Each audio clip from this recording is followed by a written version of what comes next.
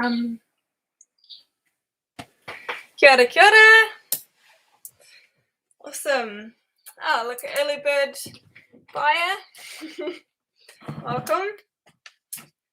That's Paro Bay. Paro Bay. So. So, Happy New Year to you too. Yeah. Hey guys. Awesome. Wow, feels like a bit surreal. It's a whole nother month already. Feels like only yesterday since we had our last one. Okay, let's get into it. So, Brian, you're asking, planning to plant chirimoya, avocado, inga bean with others like tamarillo and annuals. What spacing, positioning, sun, shade, nitrogen fixing would be good? Thanks. What? Right. So, assume you're northish facing.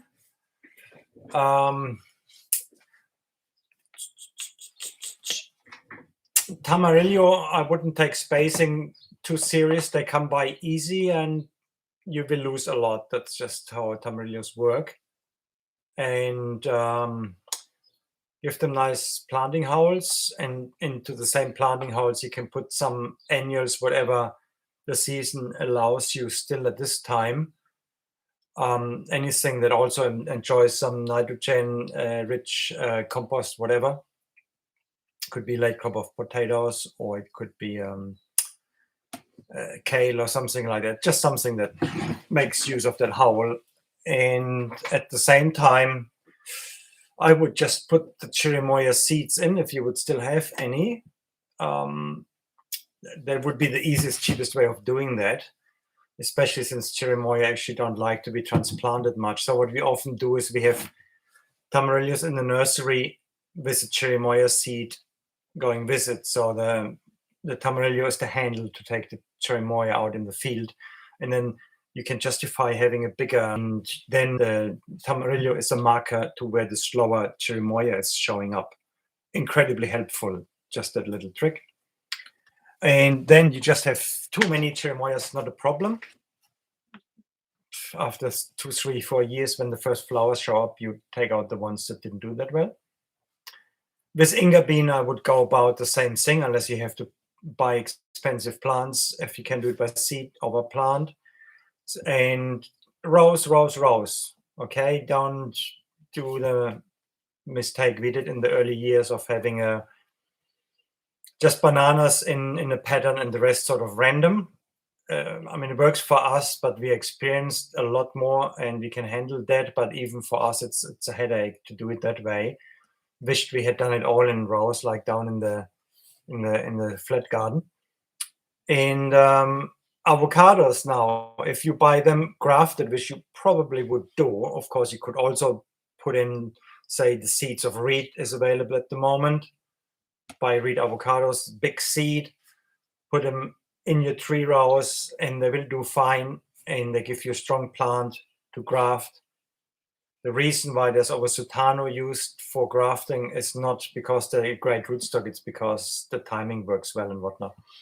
So, but if you buy grafted plants, then that is the thing that you would plant on the grid that you want eventually. And the mistake a lot of people make with avocados is they have them too close, because they have them in a monoculture, and therefore you max the presence of avocados and then later on thin them. However, we keep hearing from specialists that that is not a good idea. As soon as they entangle their roots, that's when Phytophthora passes from one to another as a contagion in the sense of touching together, therefore transmitting diseases. That seems to happen a lot with avocados for Phytophthora. But it's good to break that up, have a eucalypt, whatever, inga bean, whatever in between to discourage the roots from going together.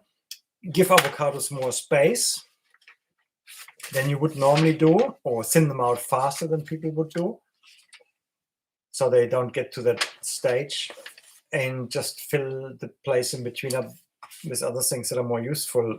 As far as I remember, you're on clay anyway, so I wouldn't put too many eggs in the avocado basket unless it's for your home consumption. So you might want to rather have things in there that can handle that clay. But correct me if I'm wrong there, if I got your soil wrong. And the nitrogen, well, you get that with the ingas, and they're a bit slowish. You need to keep on opening up windows for them to go up bit by bit, and they can do that. But it does mess with them a bit if they get too much shade in the beginning. But at the same time, you don't want it too open just for ingas. So patience with them. They're not going to die, but they're going to slowly find their niche. Meanwhile, don't forget other nitrogen fixing plants in there. Say if you do an autumn planting, get the broad beans in. Ground covers for the first years, the clovers, whatnot. And then peas, yeah. And as a nitrogen fixing shrubbery, don't forget it doesn't have to be a legume. Even so, of course, we do recommend the wattles, the brush wattle. But otherwise, don't forget the non-leguminous nitrogen fixers such as alders and the Elaeagnuses as nitrogen fixing. Especially the Elaeagnus is working really well for us. We have a hybrid that supposedly doesn't make seeds because some Elaeagnuses can be a problem. And I think the one we have is meant to be a hybrid. It doesn't make seeds, but makes fruit that are nicely edible. And they can be in the understory as an evergreen shrub, which is incredibly valuable for our climate. So there we go. So all of that can go into rows, heaps of it, cheap, and whatever you pay for, you paste it out in the distance that you want it eventually. So for avocados, look at what normal orchard spacing is. The eventual one, I think it's something like, I can't remember, but I think it's something like 60 trees per acre. And I would reduce it a bit further just in order to avoid Phytophthora. Maybe put it down to 30 or 40 or so. And sunshade. Well, if you follow other people on the Syntropy, they often recommend ignore slope and just do north-south planting. Don't forget that a lot of Syntropy information comes from the tropics, where the sun sometimes comes from a different side anyway, so that compensates for that. I would still go for more or less contour. And since you are going to be on the slope, most likely, you will still have enough sun coming in anyway because of that. And eventually, depending on how wide your tree rows are apart, if they are reasonably close, by the time you thin trees out here and there, you don't even know that you have rows anymore. And then it doesn't matter really which direction your rows have gone in the beginning anyhow. But for the ease of access, workability, and how you can put logs in place and grass rows in place in order to slow the runoff that we do have in winter and so on, it is better to do it a contour. And within the tree rows, you can put the shrubs or trees that need more shade or can do more shade closer to the ones that will be the high or emergent ones, and therefore they get the shade that they need. And by pruning, you give the ones that need to emerge in the high layer trees, you give them the chance to get above that. That's what you do with every intervention to make sure everybody is in the place that they need to be happy. All right, so hopefully that answers your question. And then next up, we've got a question from Janet. So you're curious about our thoughts on using hemp as a green manure, or how would we use it as in a food forest? Haven't tried that one yet. But I'm sure you put lots of thoughts to that. Well, let's see what it would be. It would be a high to emergent layer. So you could say you do that just like you would do an okra, for instance. This year we went more big on okra, which is a fantastic vegetable. It likes the same conditions as hemp, very rich soil, and can grow madly, producing really high nutritious food. But it wants to be high to emergent. Even so, it has very big leaves. It still wants to be high to emergent. It's actually a tropical plant. But that means you can still have things underneath that are more low strata. For instance, celery, lettuces, they can be below that. And your trees in the first year can be below that. So it doesn't matter if it's hemp, okra, much emergent, corn especially. Tomatoes would be more sort of medium to high, and medium to high in terms of the strata sun, necessity. So yeah, it's just interchangeable. If you feel you can pull it off, get a license, or sure. But especially high yielding biomass plant, I'm not sure if it necessarily stands out. I think it could be overhyped actually. I'm sure they're just as good as other plants around, like say sorghum, Sudan grass is probably beating it hands down. It's just it doesn't have a lobby yet. Huh. And so yeah, by all means, just give it a try.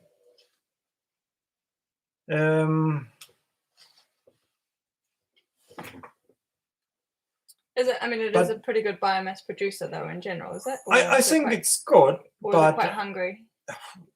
It's maybe not as hungry as okra, and not as hungry as a tomato, but I don't think it's as such as a miracle plant that you have to have that no matter what the helicopters say. I'm sure you can pull off a really nice forest garden by choosing something that is less controversial. But yeah, up to you. But again, it can only be in there for the first half year. After that, it will.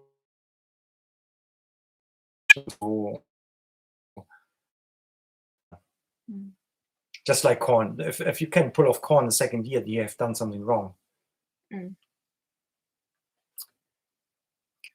Cool. And hey, Ellen, and Aaron and Emma, kia ora, kia ora. So, and Happy New Year. So you're looking for advice on wind hardy food forest producers. Food producers.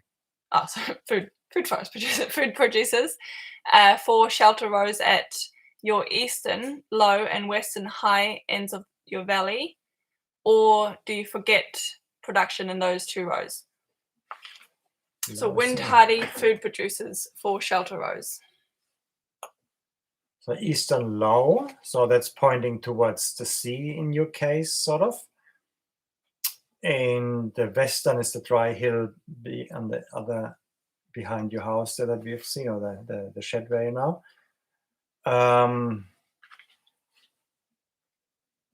Food producers. Okay, well, it depends what you call food.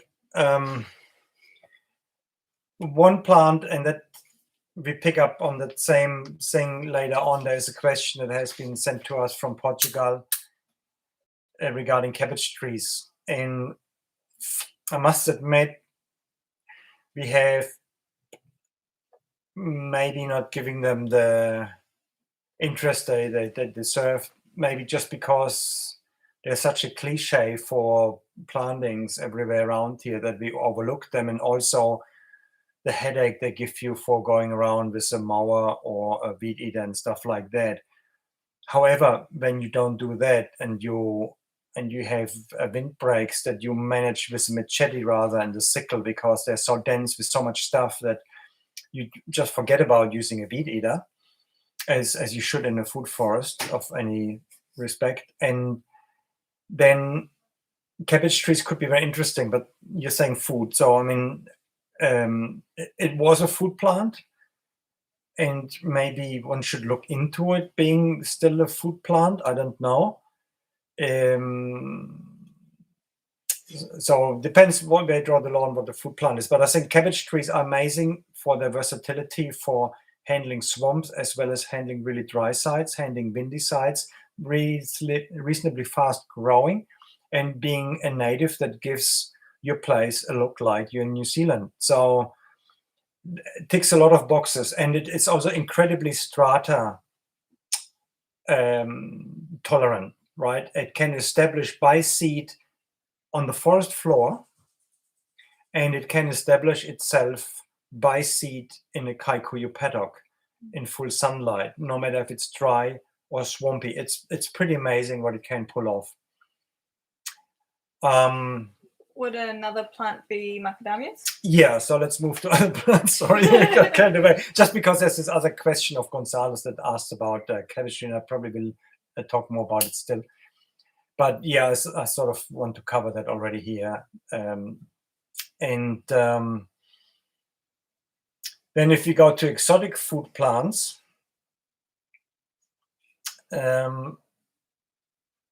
well, we could still talk about Caraca here as well. That could work as a shelter too, actually.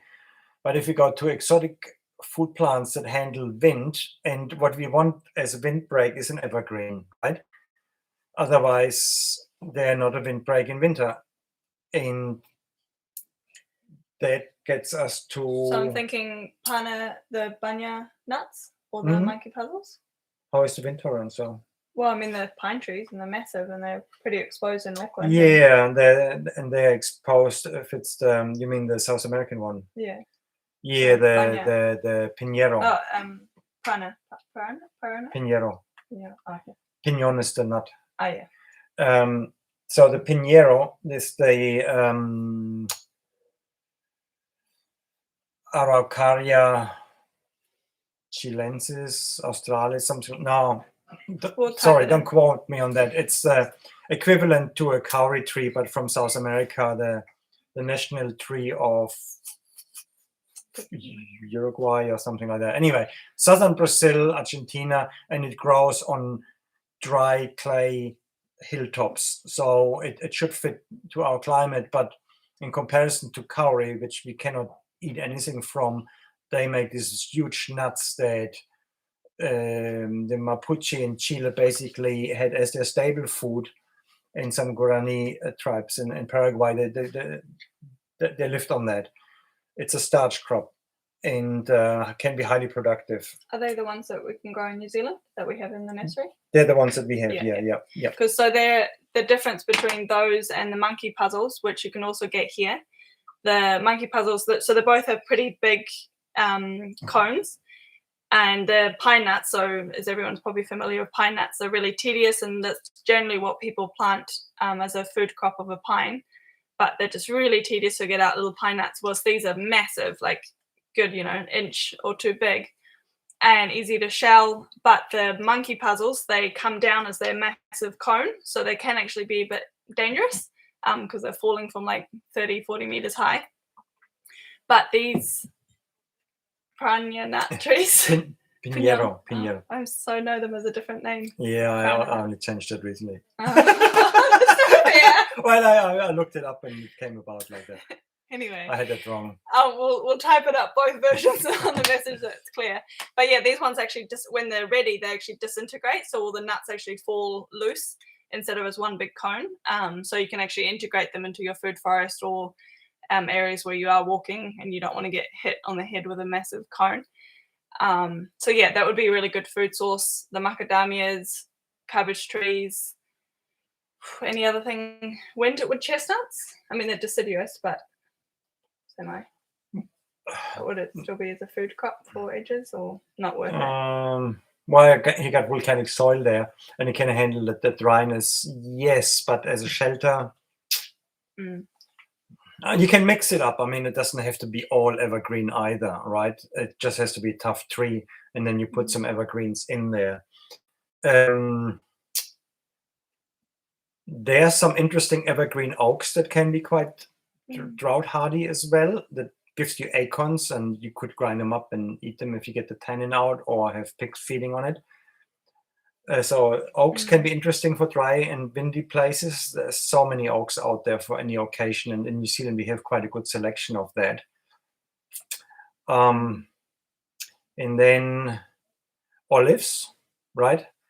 On their own, they're not going to be a hell of a windbreak, but at least they're evergreen and they're drought hardy and they're wind hardy, and they give you a food crop on marginal land. And then there was something else in my tongue. We can come back to that. Yeah. And then, which is another question leading into Gonzalo's question from Portugal. Black poplar. Yeah, black poplar comes in different shapes. Maybe the most known to you would be the Lombardy poplar, which is like a candlestick, this classic that you see in these sort of Van Gogh paintings and so. Even so, they are not evergreen, but they're quite dense in their crown. The branches go like that, right? So they don't snap off easy in wind, and they're the most drought hardy of all poplars. And Ernst recommended for his Mediterranean plants, which your place is more like a Mediterranean climate, Aaron, to be mixed up with olives. So if you have the olives as a high strata, and then the black poplar, the Lombardy ones shooting through as an emergent one, but then being deciduous in winter gives the olives more sun to ripen, and the two combined already make quite a nice wind shelter right there. All right, and then below that you could still have some succulents, some yuccas or so that are evergreen and give you a bit of a lower hedge still and whatnot. Cool. Kia ora, Susie. So your question is, you've got a lot of avos coming up in the compost heaps. Is there any reason not to transplant into the food forest? If it is okay to transplant, what size would we recommend for them to get to before moving them? Well, avocados in general come up really easy from seed, and like most things that you grow by seed that are dicots, so not grasses or things like that, they form a strong taproot. So when you are transplanting it, it is a bit of a shame because you are disturbing that taproot. So seeing as they come up so easy by seed, I would tend to disregard the ones that have come up in the compost.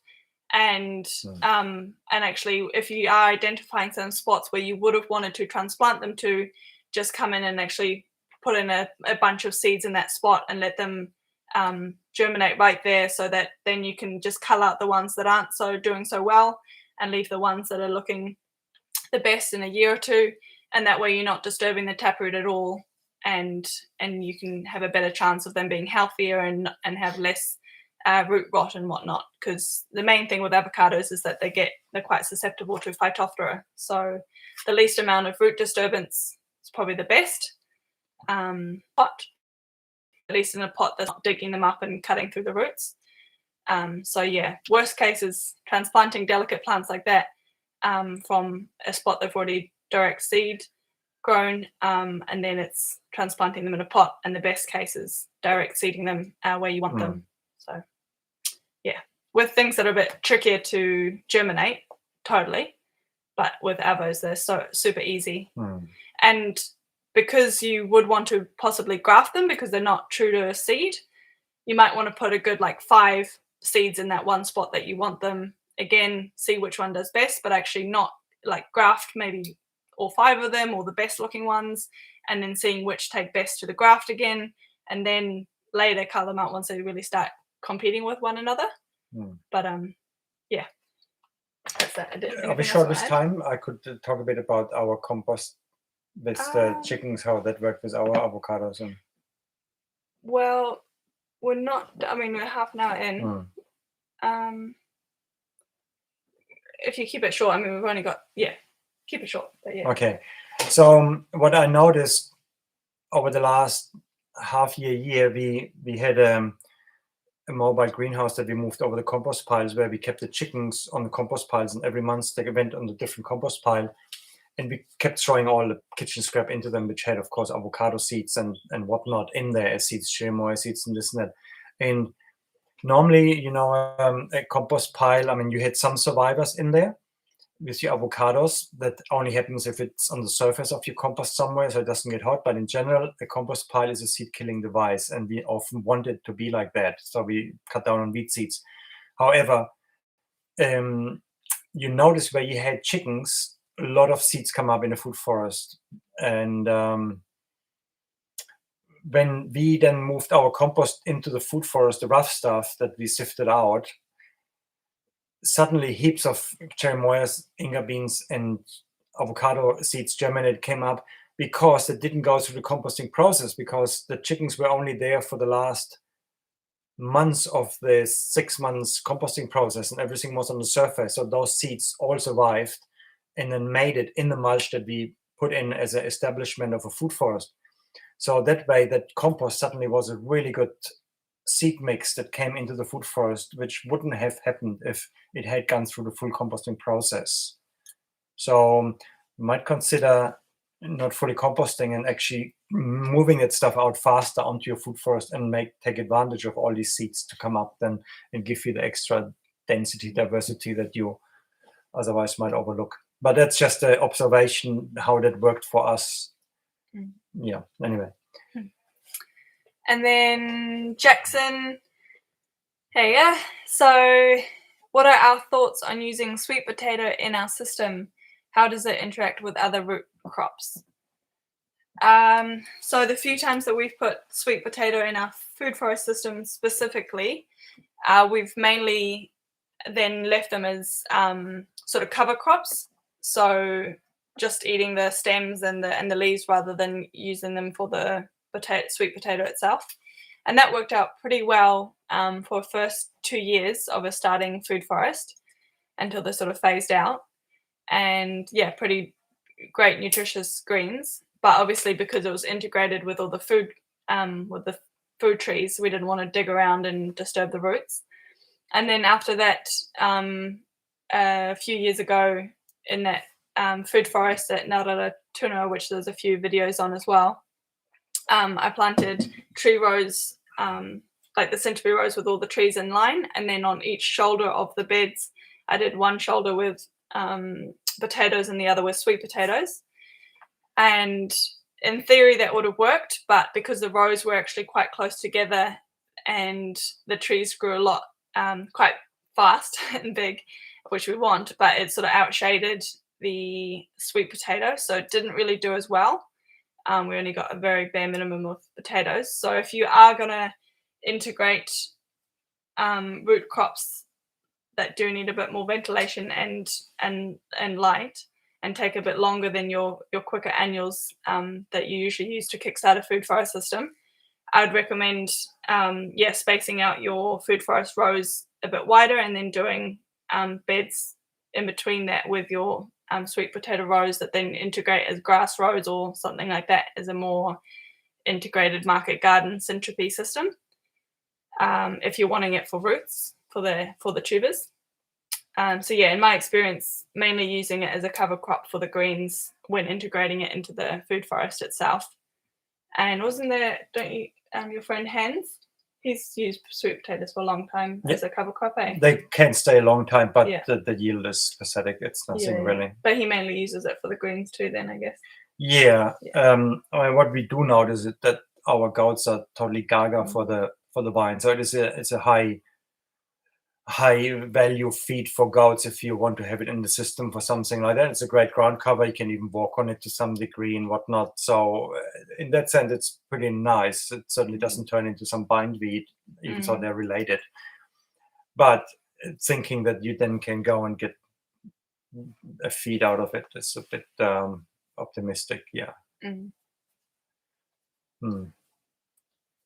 in terms of integrating them with other root crops, they're not really one to companion plant with other root crops, are they? No, not really. With taro? I mean, it's possible, but it's not ideal, really. And then Michelle, when is a good time to start planting with Titonia? You're assuming to wait until the rain comes. Rural Walkworth, is it possible to buy locally, or would you need to visit us at the growing market?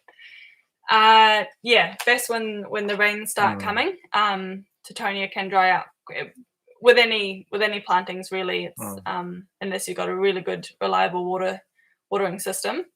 Better wait till autumn. And yeah, and then in terms of getting planting material, we're actually going to be releasing a plant catalog just to you guys in our interactive tier, as we're just starting to venture into more and more building up our nursery.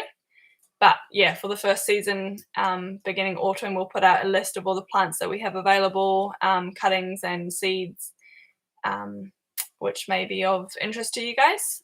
Otherwise, I'm not aware of anyone in Warkworth selling, but there is a few of our ex-students that are there. So it could be interesting to network around that area a bit.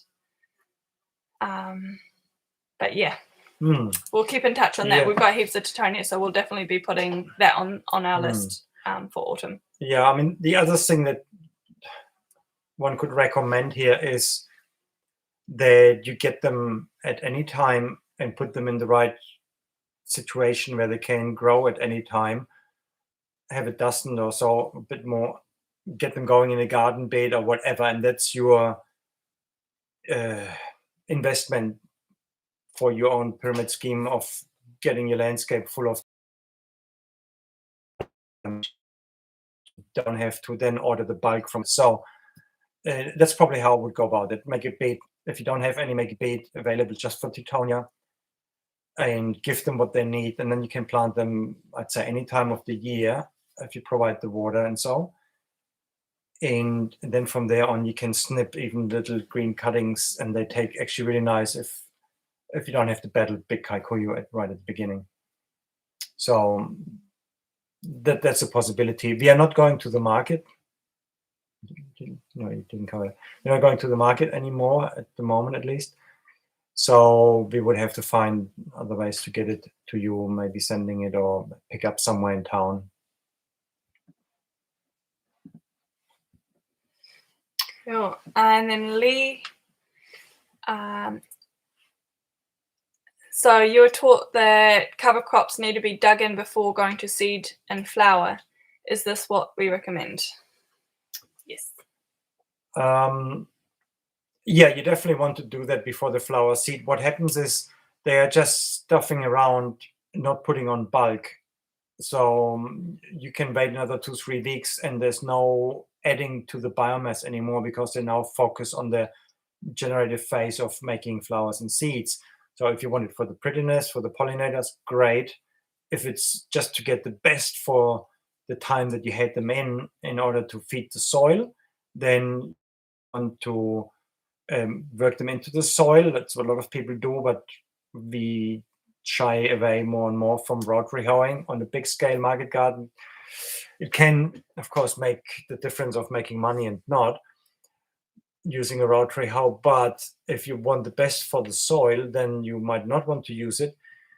Then you put it straight on the ground. You could crimp it. You could go over with a roller that has sort of blunt knives on it that sort of smash it over, so it's neither dead nor alive, but then it starts decaying as a carpet, which is quite nice for planting into, and stops them from growing back, because often when you properly cut green manure, it actually just regrows, whereas if you just bend it over and give it a hard time, like trampling of a herd of buffalo sort of thing, then they don't know should they regrow or recover, and in the end they just die, making a really nice layer. And now if you do it by hand, then you want to put it on top of the soil, and ideally you cover it with something less precious, say like old hay or something, or wood chips or so. And if you have it first on the ground and then something else less precious on top, then the worms will pull that green manure that is much richer into the soil in a much nicer way than you could do with digging it in, rotary hoeing it in, even so it's not as fast, of course.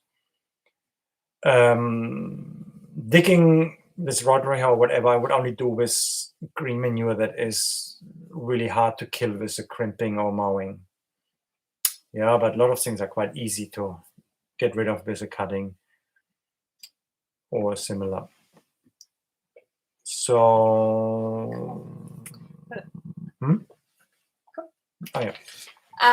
So then, Aaron, thoughts on black locust in the food forest consortium or as a separate timber crop, or is it invasive? I remember it from Central Europe being ridiculously invasive, and it's thorny. It's a pain, and I think it is toxic to some animals as well. I never heard of it being invasive in New Zealand. In fact, most people that tried it actually had a hard time making it thrive. It could be okay for your side. I think they can handle a bit of dryness. They have very strong tap roots. They're copiable and so on. So they have a lot of things going for them. Very durable timber, meant to be for fence posts. If that wood here does the same, I don't know. As in a food forest consortium, they would need a lot of sun. They are a nitrogen fixing, and that normally requires a lot of sun. So that means if it's in a food forest and you're aiming for coppicing, that's not going to work, because when you coppice it too low down, it can't compete with the rest anymore. It's going to struggle.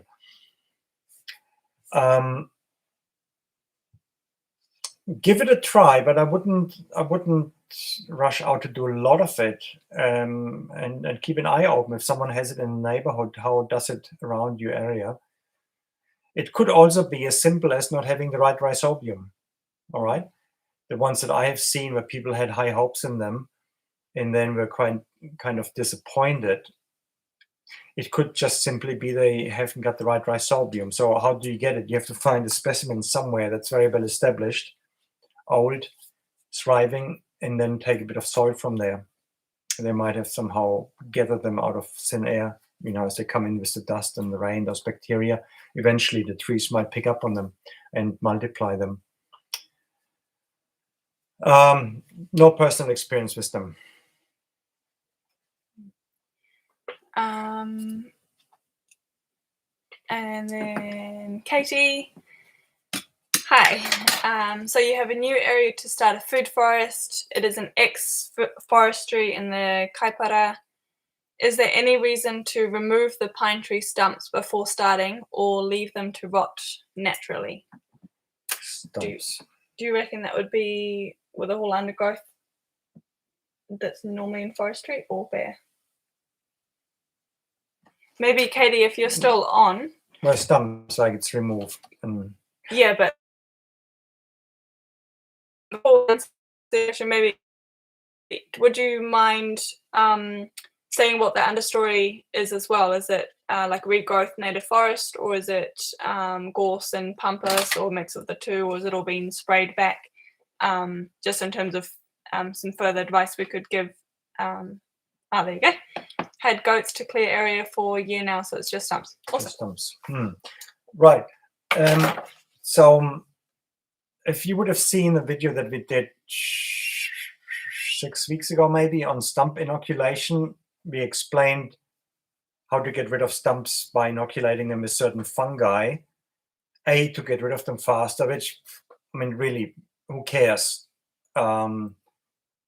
You're not doing row crops or anything like that, so not going to be much in the way. In fact, you can actually use them in the future to put the logs against that you create out of the first 5 years of having poplar, eucalypt, whatever you do as a quick emergent. But the inoculation is maybe more important from the point of Armillaria. So Armillaria can affect pines. You might have it already. How would you know? If you can see log stumps that, I don't know how far decayed they are, that look more decayed than others, have a look, kick it around, see what's under the bark. If you look on the internet, images of Armillaria, they're quite distinct.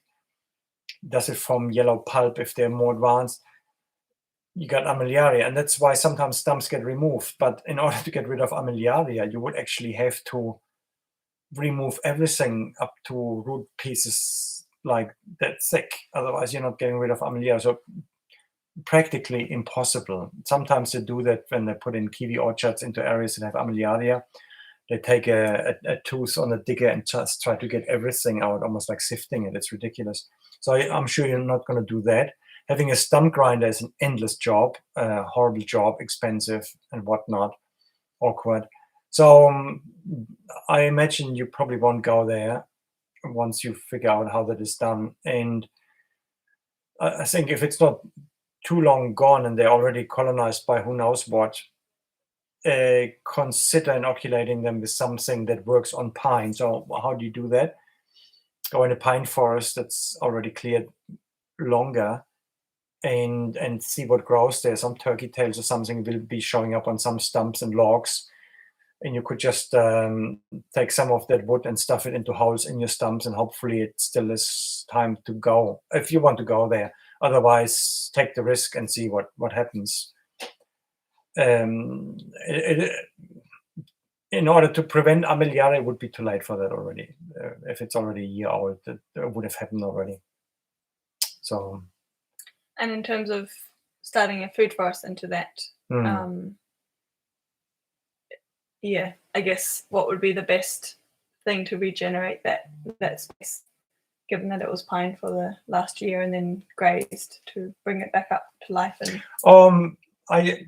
I don't think it matters if it's just paddock or just pines. I don't think it's a huge difference. You might, if you have access to wood ash, sow some wood ash around, because the pines would have removed a lot of potash, and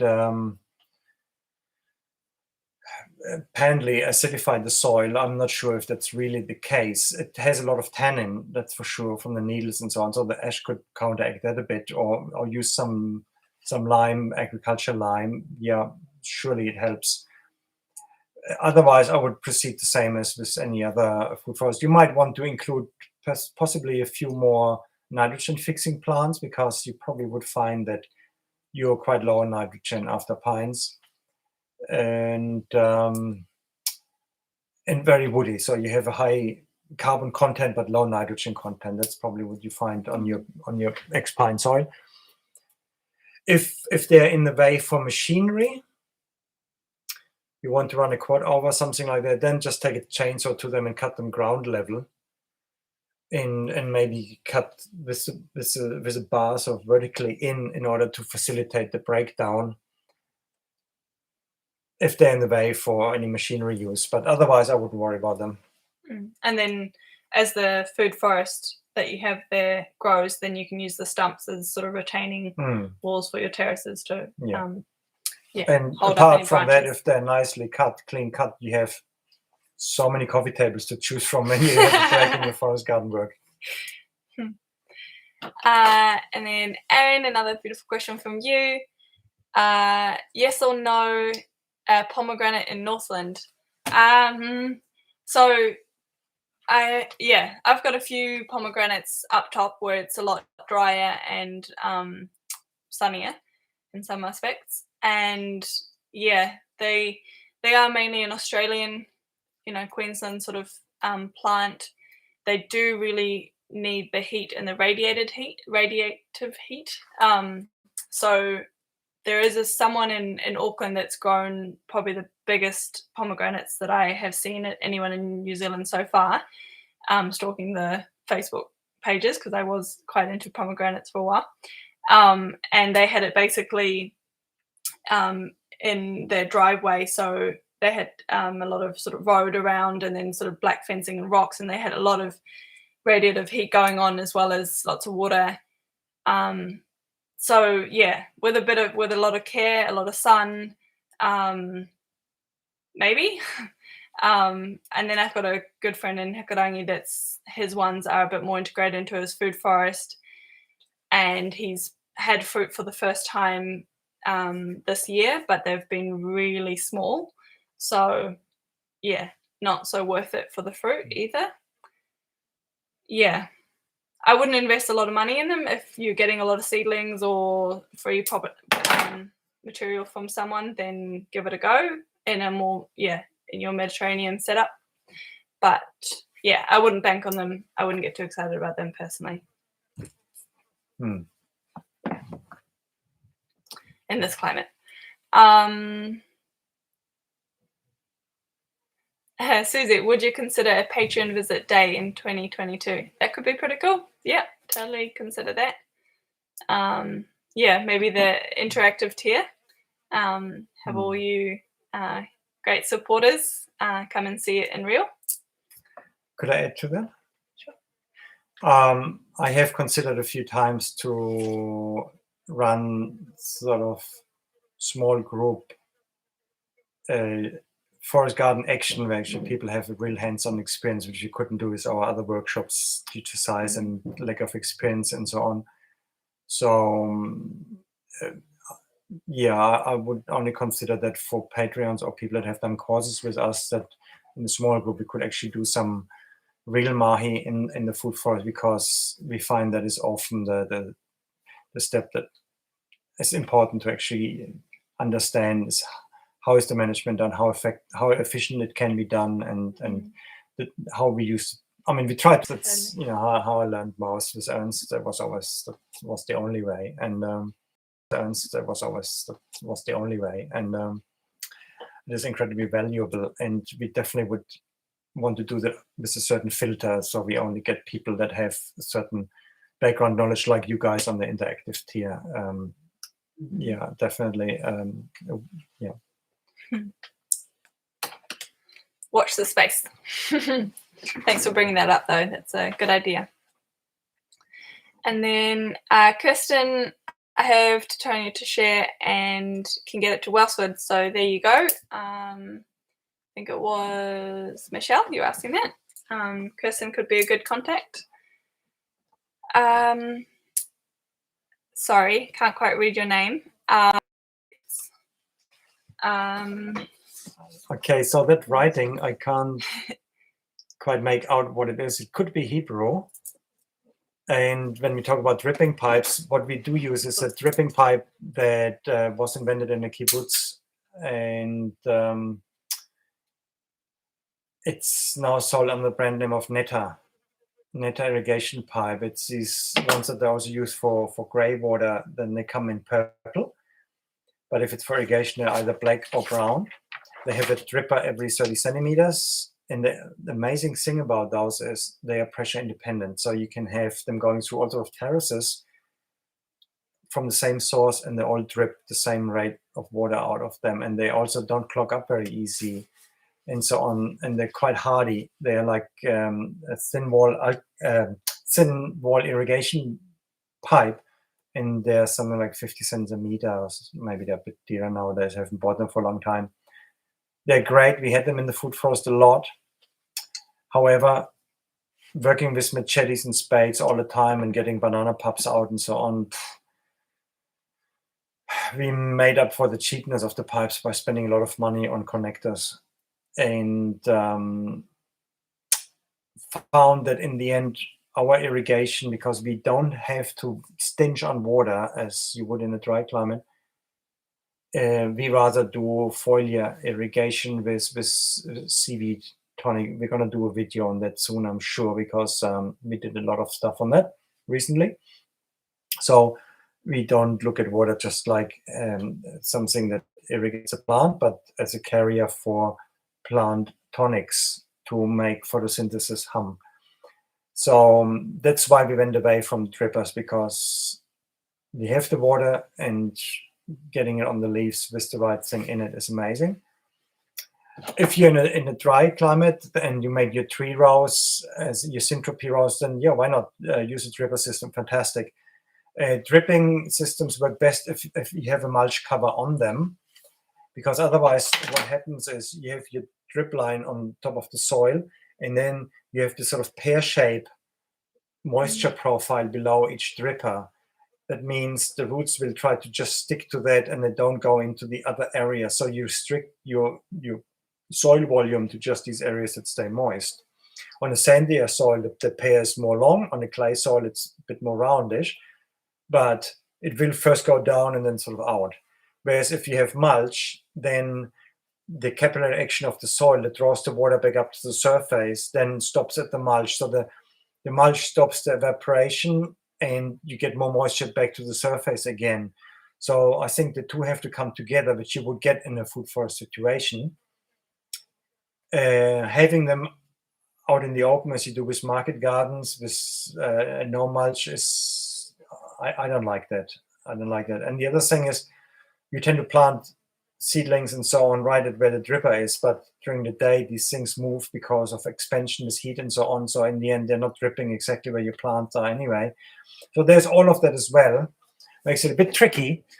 So if you have the water, I would say a spray, and if you don't, then drip.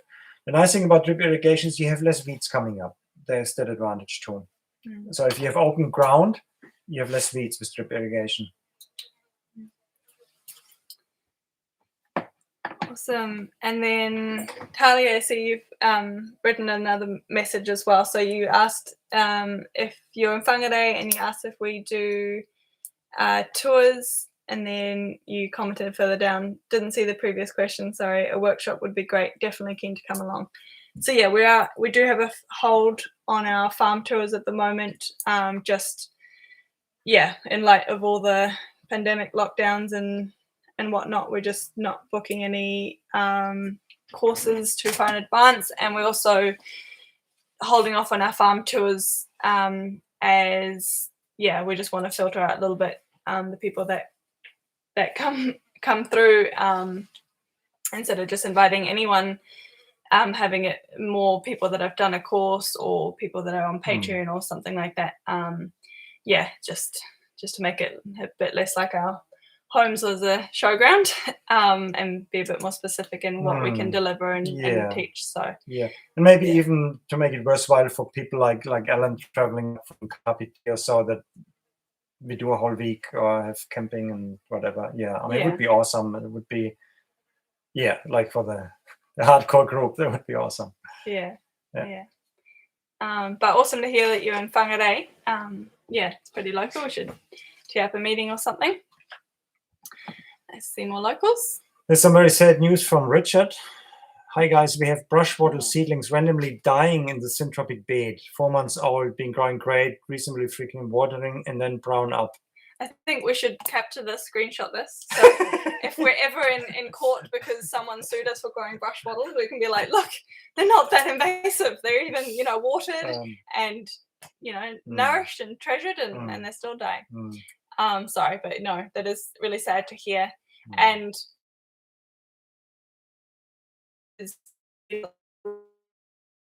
nodules in this nitrogen fixing? If they're transplanted in? That's, Alan, you probably don't have them down there. It's possible they don't have the nodules, so they actually have a hard time competing. Good point. I was thinking maybe the conditions are too good, right? Sometimes, just like gorse. Think of gorse. We have gorse in lots of places on the farm, and we use it as mulch. It's the seeds must be everywhere, but never ever do we see it coming up in our garden beds or food forests or anything like that. And it could be that they just die from damping off because the conditions are too good. There's either too much moisture, or the soil is too rich. There's too much competition from other things that's strangle them. So possibly if your consortium was too dense, they could have suffered from that, and then they didn't get enough light in order to come up with their own defenses. All these defenses against diseases take metabolites, and and they couldn't defend themselves, poor things. And that's the thing to consider. Some of these hardy plants, just like gorse, they actually need hardy conditions. I mean, they get strangled by other things and get fungal diseases if it's too moist or too rich and so on. So that could be the problem. Otherwise, I honestly don't know. And of course, it would be a fungus of some sorts, but then you would have to ask, why does the fungus attack them? because they didn't find the right niche. They didn't actually fit into the context. The situation was too rich. But quite as likely, or maybe more likely, is what Frida said, is they didn't get the nodules and therefore lacked the competitive advantage that they needed in order to compete with the rest of the consortium. So what would you recommend for them to do from here? Obviously they're drying, so maybe still salvageable, but it's really doing sad. experiment. What about the ones that survive? Do they look like they're just hanging in there? Are they yellow? Are they pale? Or are they actually looking lush?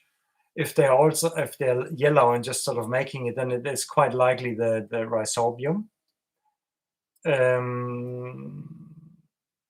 And what we could do, if you insist on brush wattles, we could send you some soil from under our brush wattles. That is normally the cure for that.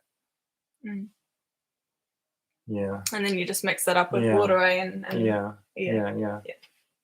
I mean, otherwise, of course, you're a Tagasasti country down there. But as you know, brush wattle is a lot faster and has a certain advantage, therefore, or should have at least. Yeah. So if you give us more detail on that and we see what we can do to help your poor weeds there. All right. So you just commented, sorry, internet cut out. But we'll watch. Oh, sorry, it was Richard. No, I'm confusing now. See, I should keep my glasses on. It was Richard. No, Richard is... Sorry, Richard. I got confused with Alan for a moment. You are down, not too far down from us here. So you're on clay. And no, so... Well, again, if they're not... If they haven't been around in the area, then the rhizobium might be still a missing one. Yeah, unless... something else is weird, too wet or something. So yeah, just a quick catch up. Obviously you can look back in the video, but it was either too good conditions, too much watering, fertilizing, good soil, or don't have the rhizobium that's right for them. So get soil from underneath any other brush wattles that you come across and maybe amend it that way. But yeah, we went more into detail above. And then Alan, definitely keen on the Patreon group workshop, would travel up from the Kapiti for that. Wicked. Yeah, you'd definitely be welcome here. And then Lee, what EMO recipe do you prefer, and come to do shroom courses with you guys years ago. Loved your biogas system. Would you have or mind doing a video on that? Right. So the EM, we don't do much of it. Part of it is the cost of it. That's the emulsion. The microorganism that I'm brewing up at the moment. So explain it to them. Oh yeah. So it's a mix of four different microorganisms. It's a yeast. It's a lactobacillus. It's a nitrogen fixing Acinetobacter, I think it is, that can act on mulch surfaces, for instance. And gosh, what was the fourth one? My God. It shows you how much I do that. So they work as a consortium of microorganisms, and we mix them up with molasses and water to multiply their number. And then you add them to, say, fish fertilizer or biogas slurry or things like that, to further multiply them or put them onto a medium that needs the treatment so it doesn't stink. You can put it in your animal bedding. The only thing with that is it only works well if it is not too aerobic and moist. So otherwise it just dies. Possibly some of those go into hibernation and come back to life when they find the right conditions. But what you do is you bring in a high number of beneficial microbes that prepare the ground and the feeding strata for other organisms to come later, say protozoa or so, that feed on that massive growth of bacteria and yeasts and so on that this mix is going to bring to a place. So it kickstarts a cascade of other microorganisms that feed on that and do certain functions for your compost or for your land, your plant leaf surfaces, and so on. So it's hard to say what it does for us or so, but you hear good reports from other people. That's why we keep doing that, but we don't do control or this and that. But we are going more and more into foliar applications, not in order to bring a fertilizer into the plant, even though some people do that, but in order to stimulate the plant to its highest performance and make it more drought resistant and this and that. We probably will do a video on that soon on liquid tonics for leaf surfaces and how we bring it out and so on. We have a few tricks and tools. But to the biogas questions, we did run it for 3 years very successfully in the greenhouse in just a very cheap plastic sleeve. There was an air duct. So the whole setup of this 2 or 3 cubic meter biogas plant only cost us a couple of $100, and it worked really well. We cooked on it for quite a while, but then what happened? A rat tunneled underneath and made a hole in it, and it was not fixable because we couldn't reach it. So the whole thing drained out, and now we revamped the whole greenhouse. We actually moved the wall a bit, so we took the whole infrastructure of the biogas plant out, and at the moment we are busy with too many other things to put something like that back in again. It would be nice to do that, or maybe do it in a different style, but at the moment we don't have it operating. We could do something on theory about it, but at the moment we have not anything operating like that, so sorry. But it did work well, and it was very much fun to do that. It brought another stream of liquid fertilizer on the farm that was pumpable and so on. All great in that, but at the moment we have too much else going on, so we're not redoing that for now. So it was actually timely that it busted because we needed to readjust that space anyway. So questions on here for tonight, other than Michelle, so you're just asking for we're back. Yeah, we'll pass on Kirsten's details. I'll just check with her if that's all good and then pass that on.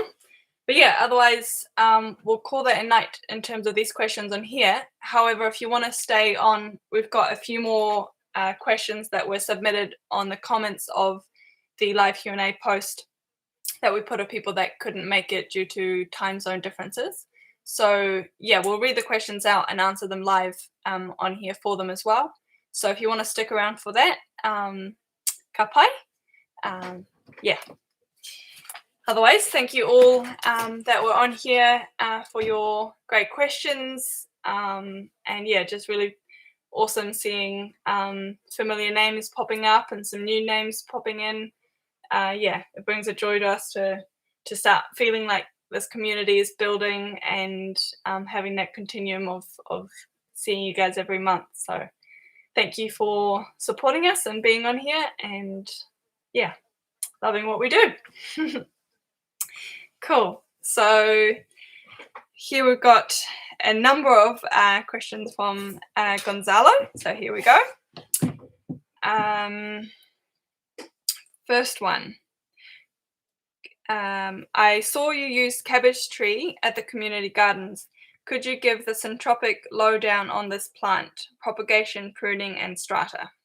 Take it away, Klaus. You've been wanting to do this question. Propagation,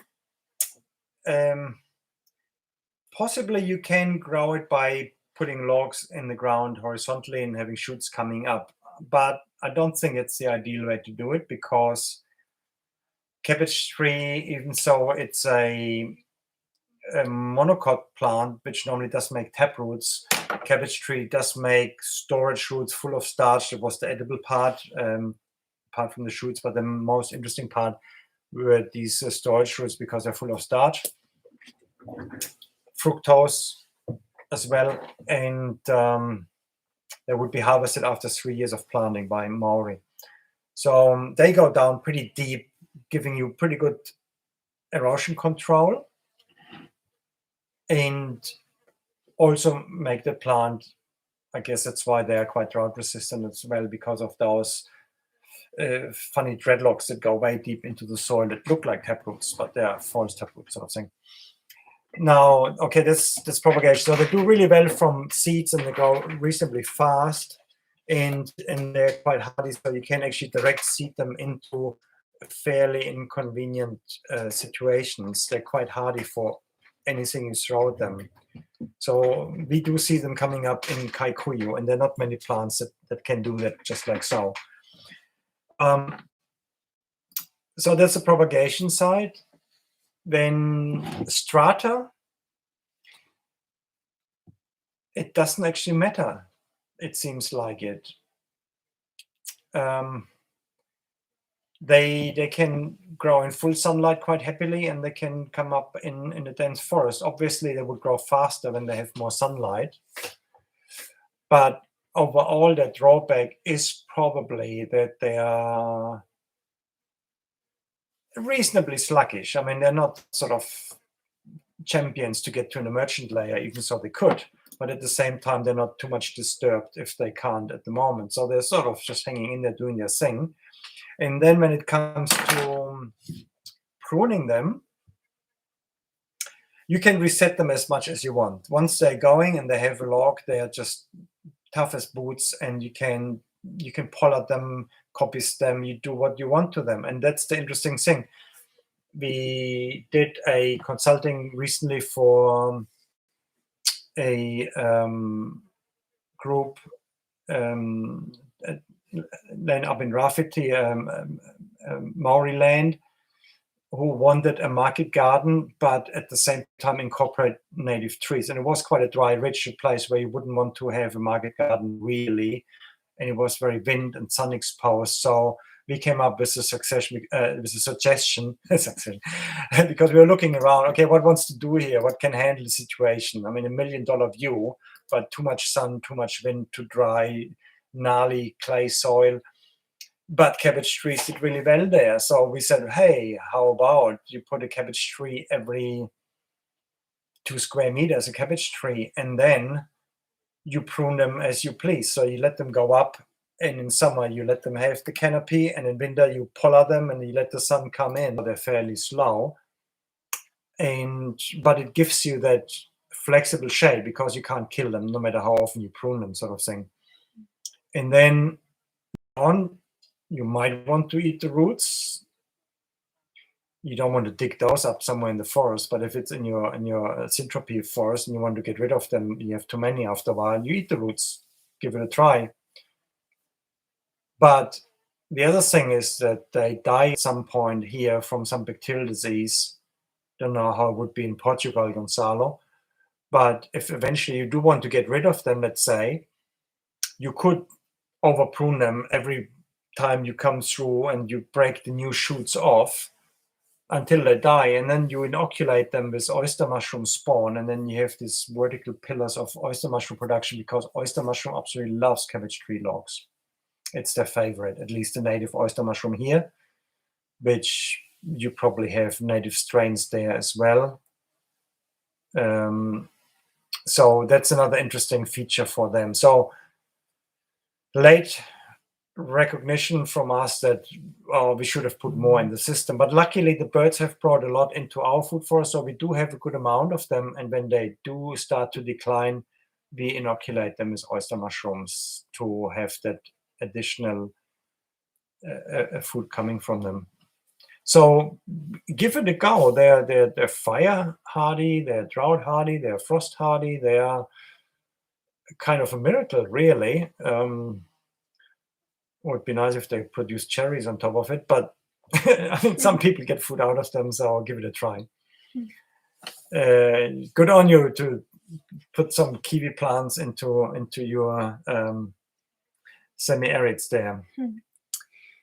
And then the other question was, At your place, you refer often to a temperate area and a subtropical area. How can you have two distinct climate zones in one same place? Is this something you have induced in a way? So Gonzalo, don't get jealous here.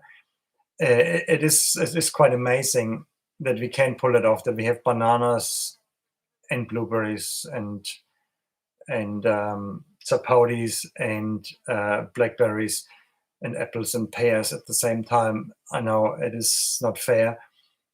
The reason we can do that is we are maritime, well, so are you, presumably, if you're not too far inland.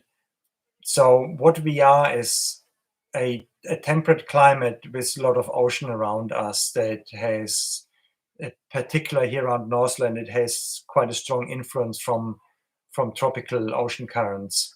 So whilst we are close to the coast and the land is not that wide anyway here in Northland, it's a peninsula, we are sort of just between something like temperate Mediterranean, subtropical.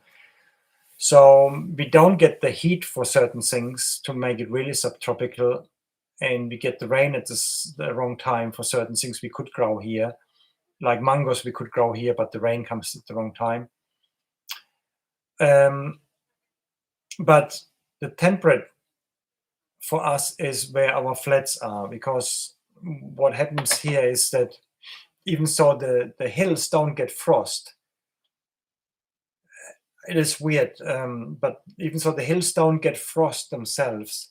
The air coming off the hills and floating down into our flat paddocks that used to be swamps, but they had been drained in previous farming history. These flats fill up with so much cold air, and then when you have an open night sky in winter, any rest heat beams out, but the cold air coming in and the moisture, whatever, we suddenly get frost in these areas, and it's a ground frost. It's not a high frost. It's a ground frost.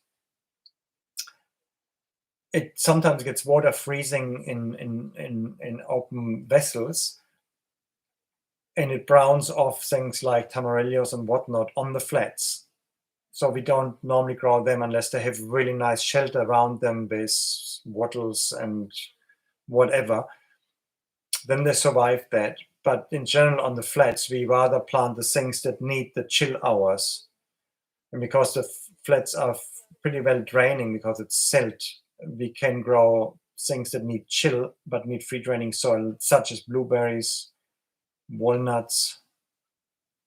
But over the years, as it's getting warmer, even in our temperate areas, we are putting in other things that prefer these free draining soils and the higher fertility, such as lucuma and avocados we are starting to put into the temperate system, because everybody can grow apples in New Zealand, but not many places can grow avocados and lucuma. So we still try to push the subtropical into these high fertility, free draining areas that are getting warmer now. But at the same time, we still have berry crops and we still have apples there. And so that's what we do in these pockets. So we value these frost pockets for these crops that we otherwise can't grow for lack of chill hours. But on our slopes where the cold air just runs off, and where during the day they're north facing, they get a lot of extra sun because it hits sort of in a straight angle onto that slope. You get a lot of warming, and at nighttime it stays mild because of the ocean nearby. We can grow things like bananas and the lot because of that extra warmth or mildness that brings. So yeah, that's how we can pull it off, both. And these places, they are just a stone's throw away from each other, if you want to. Cool. And then this next question: would eucalyptus be too dense as an emergent for a temperate orchard? We chose poplars because it's quite a moist corner where we did that, and we could have used eucalyptus as well, actually, I guess there's always this sort of embarrassment when you put eucalyptus in your best soils around your fruit trees, because so many people would go like, you're totally nutheads. Including this guy until I convinced him otherwise. Thank you. So let's see, what would be the downside of eucalyptus? That they can grow fast and make big crown and therefore dominate your merchant layer, and not enough sun gets to your other species underneath. And we were particularly talking about temperate orchard. So temperate orchard, so when we talk about, say, pip fruit, stone fruit, peaches, apricots, plums, apples, and the lot, they do need more ventilation. However, the beauty of eucalypt is that during winter, your apple trees and whatnot, they actually don't need light. They don't care about that. They're not active. And you probably get enough chill hours for them anyway. If you have a canopy or not, doesn't probably matter much. So if you have your eucalypt in full canopy, whatever you leave on doesn't influence them in a negative way. The positive is they grow in winter and produce biomass when the sun is not needed by anybody else. So that's good. Now, come spring, you would give it a prune, because fruit trees seem to need, that's something that Ernst always points out, they can handle shade, but to induce flowering and ensure good flowering and fruit set, that's when you need a light impulse to bring. So before flowering, you want to prune your eucalypts hard, and then you get the spring sun coming in to feed the growth of your bulbs, whatever that might be, like ramp, the wild garlic, or your comfrey starting up, or your nettles starting up. So suddenly this ground layer, which is very important in your temperate orchard, that has been dormant up to that point, now suddenly, bang, the light comes in, your apple trees and so on flower, your nettles are coming up and giving you a good food crop. And then come June, you have the longest days, the most intensive sun. That's when the eucalypt then suddenly, after a strong growth burst, will make a canopy again. All right, and that's what you need. So June, I'm talking your northern June, not our June. And then come September, when your apples are ripening, September, October, if they have too much shade, then they will get problems such as black spot and whatnot, and the peaches get brown rot and all of this sort of thing. You don't want that. But then the beauty of eucalypt is, again, you can prune it twice a year easily. You could even prune it 3 times a year if you want to get at it. That's the beauty of eucalypt. It can handle that abuse and produce all of this extra biomass. So now you come in with another heavy prune, and you can really prune them heavy. You don't necessarily want to pull out them like bing, like that. No, you want to leave some branches, but sort of clip around them. And so set them back, leave the branches maybe this long, but clip the whole crown off. And that lets the now weakening sun come in and dry the ambient around your fruit tree so they don't get any rot, and they get the last bit of sun to sweeten the fruit up. And then you have your harvest, and then you let the eucalypt shape up again for winter and give you windbreaks through winter. So I don't see any reason why you shouldn't have any eucalypts with your temperate orchard, provided you really do that heavy pruning. And the nice thing about eucs is that they seem to thrive on that. And they're fast, so they can do that. Even if you have forgotten to do that in the beginning and your orchard is already established, they can still do it. They can still get through there. So worth giving it a try. And yeah, would be awesome if more people experiment with that and share their experience on that. And Yeah, if we would do it again, we probably would put some ukes in there now. Does that mean I can put them in the century rose now? Maybe we can put them in the old orchard still. Okay. Do all poplars propagate by stake? I'm looking at Niagara, Alba, and Tremula here in my neck of the woods.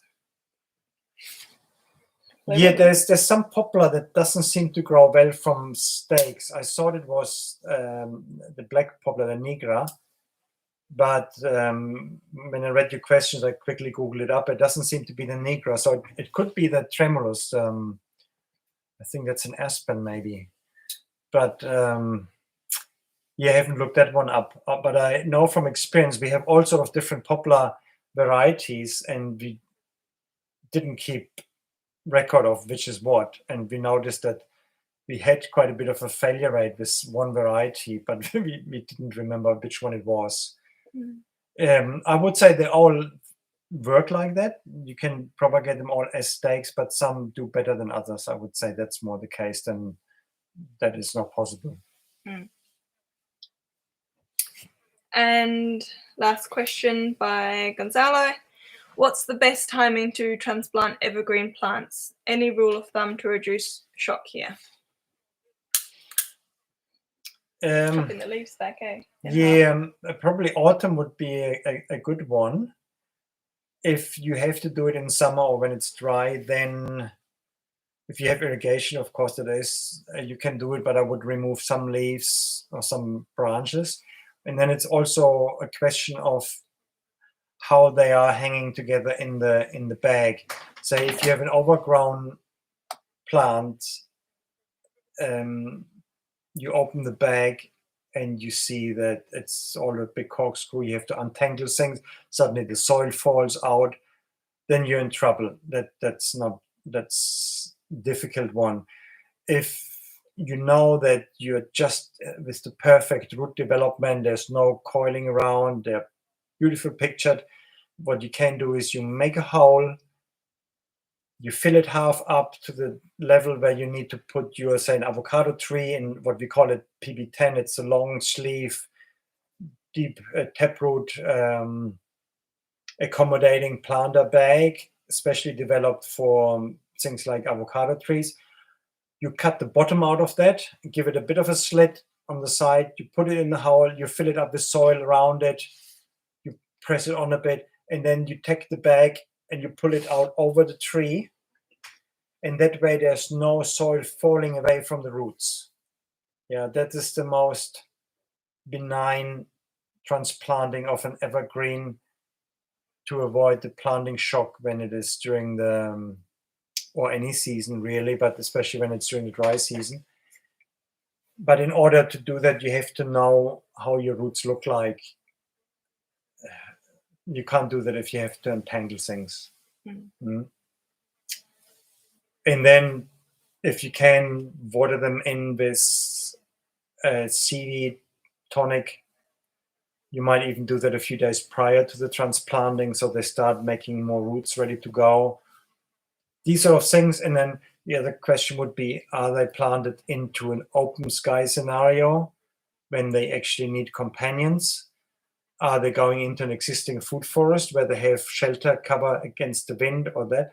Or if you don't have it, can you provide it, like putting some palm fronds around them or something, so they are protected against evaporation by wind and direct sunshine? So there are all of those tricks to throw in as well, of course, to make those things easier.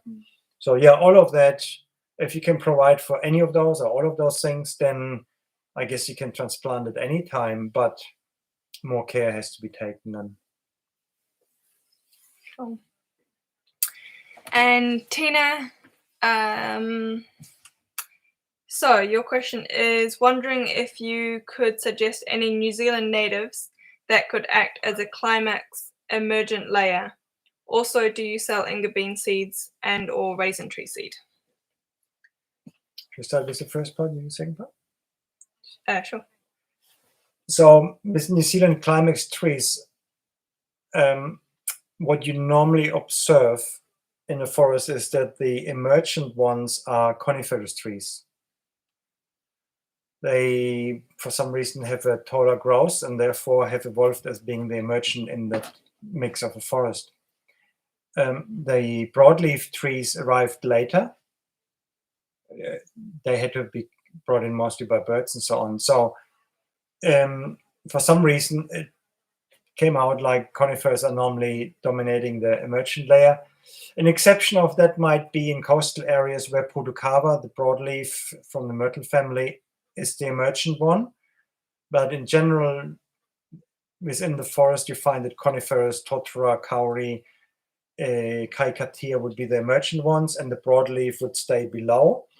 Now, if you take the conifers out, which I have a tendency to do because normally coniferous trees are not prunable and therefore not as manageable in a food forest for us. We stay away from them. So when you then do just broadleaves, then you could say, okay, within those, which would be the most emergent ones once you take the conifers away? For most of the North Island, what you would have as species to be emergent would be koi, titoki, hinau, Puducava already mentioned for the coastal areas, and tava. Torari you could throw in there as well. So they would be the more up there, but they can for a long time be actually below your food forest, and you could say that's going to be the climax that finally emerges above your food forest when actually some of your fruit trees have dropped out of production already. And so they could take over and suddenly it looks a lot more like a native forest, therefore, or a native timber plantation, whatever you want to call it, or use it for eventually. But back to conifers, if you feel like, well, why not conifers? What's wrong with them? I mentioned earlier, say for instance, you would have a cropping system of high bush blueberries. You could give consideration to kaikatia, which say the blueberries would like to have a swamp-like condition without being waterlogged. So they would like to be on elevated places within a swamp. So the water level is not too far down, but they're not waterlogged. And then in the lower areas, you could have your kaikatia that then go up and make emergent canopy. And you just have those two layers quite far apart if you want, because the blueberries will need quite a bit of sun. And eventually kaikatia could be a timber crop. There's nothing wrong with them as a timber, they're at least as good as pine. And meanwhile, like if you shelter in the right conditions and acidity and everything for your blueberries. So you could do things like that. So yeah, kaikatia would be emergent, but you have to find the right crop for them. Tina specifically is the one that was doing the big macadamia planting in Whakatane. So just okay. Context. Right. So I'm guessing it'd be integrating it with a macadamia orchard. Right. Okay. If you're interested in native trees for timber and you want that native component in your food forest, you want something fast growing, straight growing, totara could be interesting to have within your macadamia crop, for instance. In the early days, we had macadamia growing under stone pines because we had them, and the macadamias we put in underneath later, much later. They did really well. And so you could, for instance, have macadamias and totaras together. Why not? There is actually growing interest in mixing native trees in exotic plantation of crops or timber. It is one of those drives to find new ways of making New Zealand agriculture a model of regeneration by including native plants and so on. So there's actually a lot of interest in that at the moment. And again, we can do with more experiments of all sorts like that. So by all means, totara is a fast-growing timber. It's a fantastic timber. And macadamia lives a long time. So say in 40, 50 years, both can finish by having this amazing timber crop coming out after you are done with your macadamias. Cool. And last question for the evening. Georgina, do you propagate, and I'm assuming here you mean wattles, there's a typo there. Do you propagate wattles by stake as well as seed? We have tried to propagate by seed and failed. Any tips for doing this successfully? Oh, sorry, 1 second. Tina, you also said about getting Inga bean seeds and raisin tree seeds. Yes, those both will be part of the small catalogue that we put out for just the interactive Patreon tier in autumn. So yeah, we'll have raisin tree seeds and Inga seeds and some cuttings and stakes and whatnot. All right, so last question, Georgina. So wattle seeds by stake or seeds and tips as to how to plant them by seed? Well, I'd say it's almost impossible with normal tools to get wattles growing from cuttings. And the seeds, you need to scarify them, like either sandpaper treat them or clip an edge of them so the water can get into them fast, or pour boiling water over them. With the boiling water, you have to be careful. Say, for instance, you take a cup, put a tablespoonful of seeds in there, and then fill it up to the rim with boiling water. Then you kill your seeds because there's too much hot water for too small amount of seeds. So if you put a spoonful of seeds in there, then you only might fill it up to here with boiling water. Otherwise, it stays too hot for too long. And then the next day, they should be, the ones where the treatment works should be 3-4 times the size and different color. And then you know that the wax coat has been destroyed. And those guys you take out and sow. The other ones you leave soaking later, or you soaking longer, or you repeat the same treatment. So maybe you didn't do that, so it's not a failure. It's just that you have to wait another couple of years if you do it that way. So but with the heat treatment, it's like as if they get triggered by a bushfire or so on. The wax comes off and they're ready to go. So if you didn't do that, then look into that. Otherwise, I don't know, the seeds might have been too old or what, but it's most likely to be the treatment wasn't complete. Another comment on the nursery catalog, what we are also aiming at is making sure that the plants that we sell have the right organisms with them. Like if they're legume, that they come with the right rhizobium already on it, because we use the soil from the mother plants to accompany them, which is something that you often normally don't get when you just get the seed of something. Cool. And you clarified that they don't grow from stake. Yeah, no. Yeah, cool. All right. Awesome. Bit longer evening than usual, but yeah, hope that was informative and your questions were answered for you. And yeah, have a beautiful evening. Have a great month. Look forward to seeing your comments and your feedback, and yeah, any questions sort of surfacing through all our other videos that we post between now and a month's time. And yeah, look forward to seeing you in a month. Awesome. Cool. Great having you. Happy food foresting, and yeah, do your experiments and share with the world what you're doing. All right. Ka kite. See ya.